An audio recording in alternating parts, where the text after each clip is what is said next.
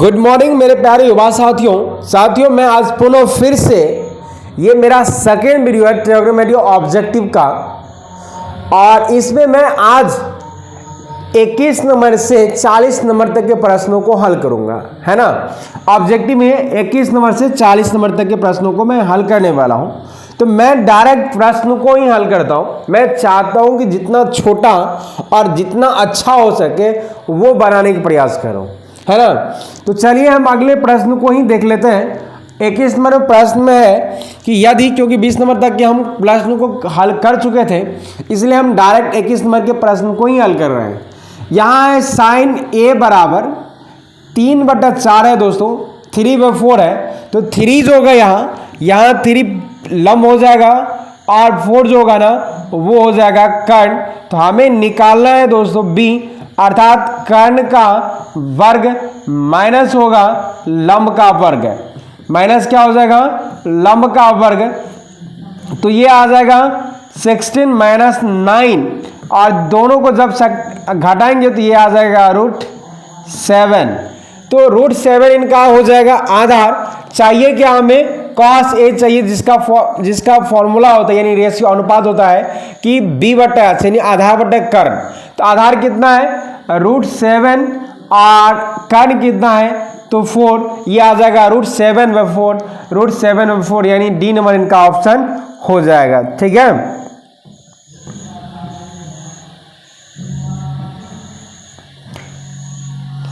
आगे अगर हम अगला प्रश्न को देखें तो आगे ये प्रश्न है 22 नंबर में, निम्न में से किसका मान 0 के बराबर होता है।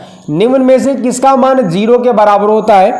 तो साइन 90 का मान 1 होता है और cos 90 का मान 0 होता है दोस्तों।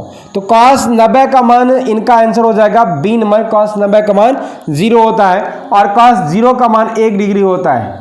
ठीक है, तो इनका जो सही उत्तर होगा ना वो बी नंबर हो जाएगा, cos 90 का मान 0 के बराबर होता है।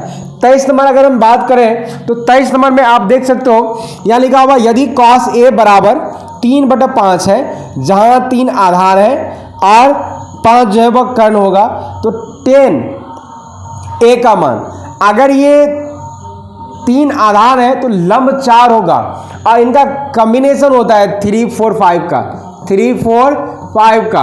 तो 3 अगर लंब है तो ये 4 आधार हो जाएगा, अगर 4 आधार है तो 3 लंब हो जाएगा, बाकी कर्ण 5 है। तो ध्यान रखना है, तो यहाँ 3 4 5 का कॉम्बिनेशन बनता है यानी एक ट्रायंगल के रूप में शेप होता है जिसका भुजा का मान होता है। तो यहाँ क्या कह सकते हैं कि लंब बटा आधार हो जाएगा, तो लंब होगा 4 और आधार हो जाएगा 3, तो 4/3 इनका ऑप्शन हो जाएगा ए नंबर, ये वाली 23 नंबर का। आगे प्रश्न अगर देखिए 24 नंबर में, तो यहाँ लिखा हुआ है साइन 42 डिग्री, साइन 42 डिग्री बराबर ए है और फिर दे रखा है एक और कि cos 42 डिग्री बराबर बी है। तो निम्न में से कौन सा कथन सत्य होगा, इनको हम थोड़ा सा यहाँ बताते हैं। देखिए साइन 42 डिग्री बराबर ए है तो हम दोनों को समीकरण को जोड़ देते हैं वर्ग करके, a² + b² कर देते हैं। तो बराबर क्या हो जाएगा कि sine a² 42 degree, sine a² 42 degree plus cos a² 42 degree. इस तरह से a² + b² बराबर हो जाएगा 1। तब हम b² बराबर लिख सकते हैं 1 - a²। अब यहाँ आप देख सकते हो b² बराबर 1 - a², अर्थात इनका जो ऑप्शन हो जाएगा वह ए नंबर का इनका हो जाएगा 24 का ए, 24 का ए हो जाएगा। 24 के बाद डायरेक्ट कहाँ पहुँच गए हम, 1 मिनट दोस्तों, थोड़ा सा हमें लगता है कुछ मिस्टेक है ना। तो इनको एक बार हम देख लेते हैं पूरा ढंग से, क्योंकि 25 नंबर के सवाल पूरा रूप से दिख नहीं रहा है।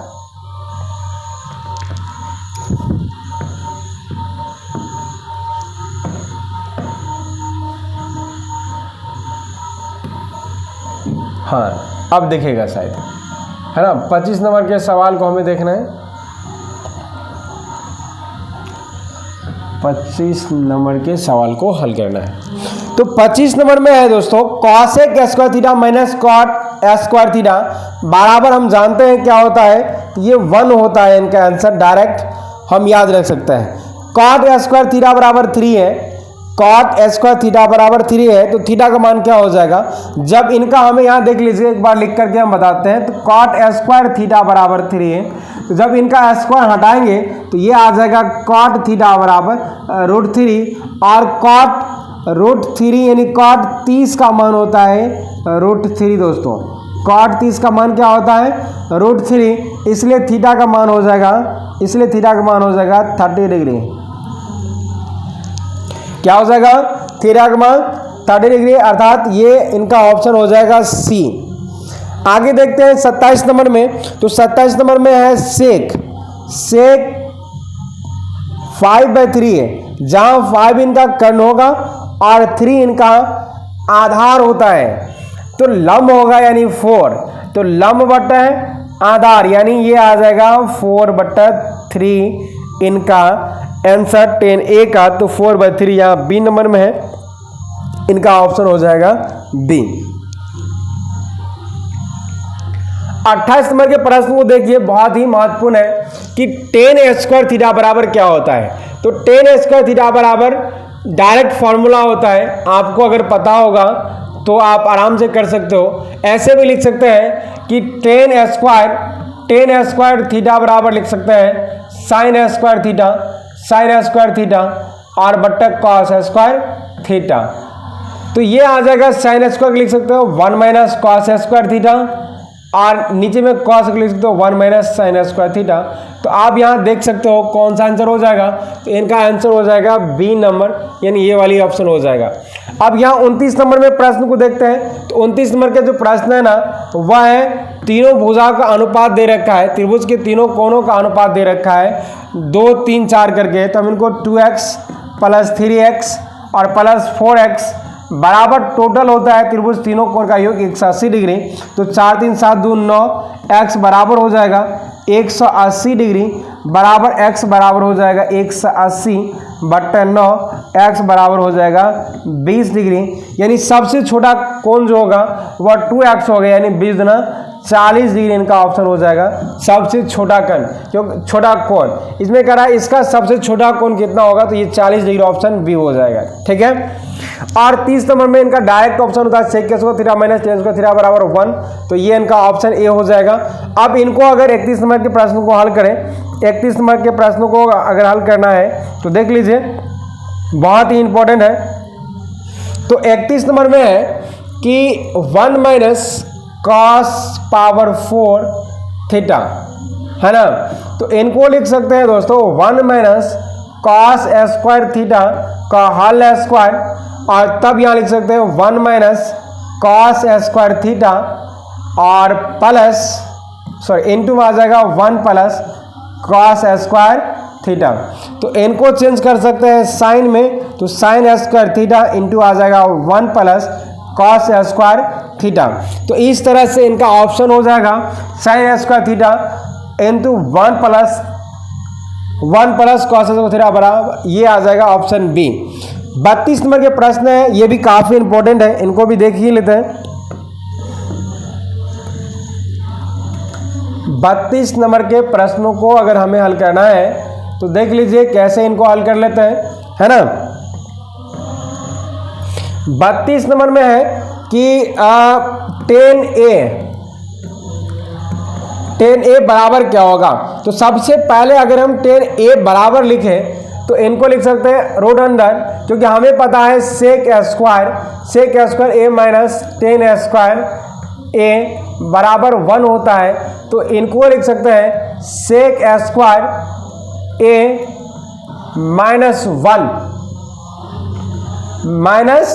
-1, क्योंकि अगर इनको ऐसे भी लिखेंगे ना तब sec स्क्वायर A -1 बराबर tan स्क्वायर A, इनका स्क्वायर हटेगा तो सामने वाला पे रूट आ जाएगा, तो tan A बराबर होगा sec स्क्वायर A -1। तो देख लीजिए sec स्क्वायर A -1 कहाँ है, इनका ऑप्शन हो जाएगा बी। अगला 33 नंबर में है sin थीटा बराबर 1 / cosec थीटा होता है, ऑप्शन बी आ जाएगा इनका। 34 नंबर में प्रश्न है कि sine square 32 degree, cos square 32 degree, theta बराबर होना चाहिए और ये दोनों वर्ग और योग के रूप में होना चाहिए, इनका मान 1 ही होता है। यहां दे रखा है कि a cos थीटा बराबर 1 है। 35 नंबर में सवाल है a cos थीटा बराबर 1 और दूसरा है b sin थीटा बराबर 1। हम जानते हैं इन दोनों का जब अनुपात करेंगे यानी साइन थीटा यानी b sin थीटा और बटक a cos थीटा, तो बराबर इनको 1/1 यानी 1 आ जाएगा और इनको लिख सकते हैं b/a दोस्तों, और ये आ जाएगा tan थीटा बराबर 1। जब ये गुना में उधर भेजेंगे तो भागा में आ जाएगा, tan थीटा बराबर हो जाएगा 1/b/a यानी a ऊपर चल जाएगा और ये आ जाएगा a/b यानी tan थीटा, या हम कह सकते हो यहाँ क्या लिखा हुआ है, हाँ tan थीटा। तो tan थीटा का जो मान होगा ना वो हो जाएगा a/b। क्या हो जाएगा a/b, ऑप्शन बी नंबर इनका सही उत्तर हो जाएगा। 36 नंबर के प्रश्नों को भी देख लेते हैं।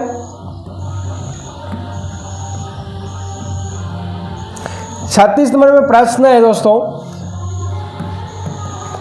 कि साइन 54 डिग्री माइनस है कॉस 36 डिग्री। डायरेक्ट इनका उत्तर होता है 0, लेकिन हम इनको हल करना चाहते हैं।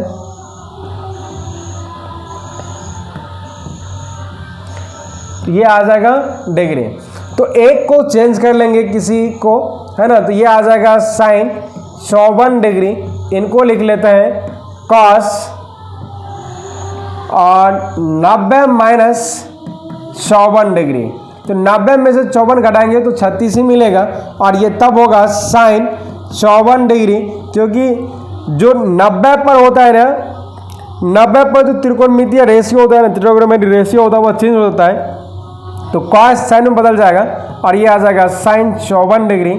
इस तरह से इनका मान 0 हो जाएगा, 0 अर्थात ये इनका ऑप्शन हो जाएगा सी नंबर। इनका भी मान 1 हो जाएगा और यहाँ साइन 72 डिग्री है तो साइन 72 का मान हो जाएगा इनका डायरेक्ट अपोजिट हो जाएगा कॉस 18 डिग्री।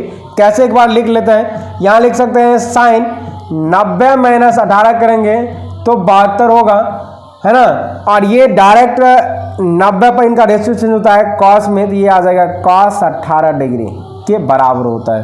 तो इनका भी उत्तर क्या हो जाएगा, सी नंबर हो जाएगा। आगे देखिए साइन थीटा का महत्तम मान क्या होगा, तो साइन थीटा का जो अधिकतम मान है वो 1 से अधिक हो ही नहीं सकता, 1 के बराबर ही होगा। यहाँ टेन थीटा बराबर 5/12, 5 यहाँ लंब होगा तो आधार हो जाएगा, क्योंकि हमें पता है कि और ये लंब हो जाएगा और ये आधार हो जाएगा, तो कर इनका 13 हो जाएगा दोस्तों। 5, 12, 13 का भी एक ट्रिक बनता है ना, समकोण त्रिभुज के लिए। तो इनका ये अगर लंब है तो ये आधार, ये कर्ण हो जाएगा, यानी ये कर्ण फिक्स है, ये दोनों तो बदलते रहेगा।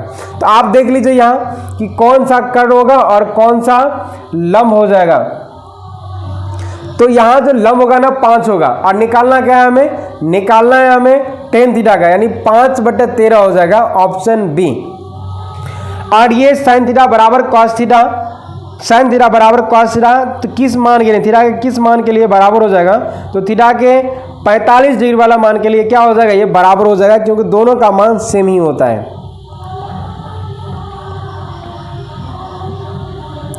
बयालीस नंबर में है कि साइन थीटा बराबर 1/2 है, तो साइन थीटा के रूप में 1/2 साइन 30 का मान होता है, तो थीटा का जो मान होगा ना वो 30 डिग्री हो जाएगा, क्योंकि हमें पता है कि अगर साइन थीटा बराबर 1/2 है तो साइन के रूप में साइन 30 का मान होता है, साइन 30 डिग्री का मान होता है। तो साइन और साइन कैंसिल कर देंगे तो ये आ जाएगा थीटा। लेकिन एक बात याद रखिए कि यहाँ साइन कैंसिल नहीं होता है, ठीक है। ऑप्शन क्या हो जाएगा, यहाँ डी नंबर हो जाएगा। वैसे आज हम 42 नंबर तक कर लिए, कोई बात नहीं। आज के लिए बस इतना ही दोस्तों, वीडियो को रहने देते हैं, क्योंकि लंबा हो जाता है तो फिर आप देखते नहीं हो पूरा, और जब देखोगे नहीं तो समझ में कैसे आएगा। इसलिए इस वीडियो का आज यही अंत करते हैं। और मिलते हैं अगले वीडियो में। तब तक के लिए जय हिंद, जय भारत।